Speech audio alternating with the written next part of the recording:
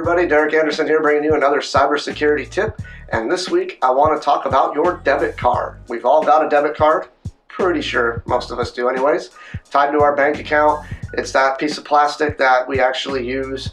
When we use it, we've got to put in our PIN number, and that actually debits our cash right out of our account to make that transaction. It's great, it's easy.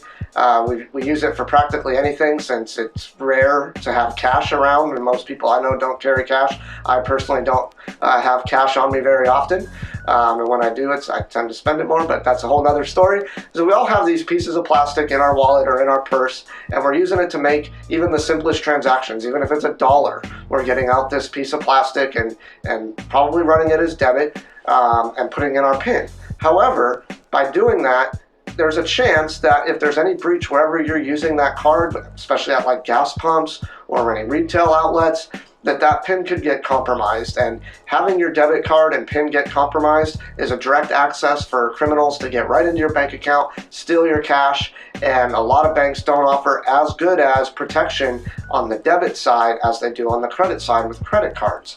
But you may not be aware, every debit card also has the credit card ability. It's still going to take the cash out of your account, but asking your retailer to run your card as credit puts it through the credit card network as opposed to the debit card network. So you'll have better fraud protection, and even more importantly, you won't have to put in your PIN number for the transaction. It treats that debit card like a credit card. So, and added fraud protection, much better thing. So that's really a good practice to put into play.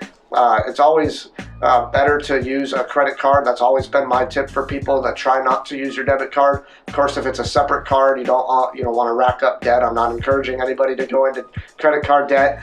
So this is another way that you can not use an actual credit card, tie it to your bank account like debit, but just asking the retailer to run it as credit, so you get those additional fraud protections and you don't have to enter your PIN, better safeguarding your card, your bank account, and your cash.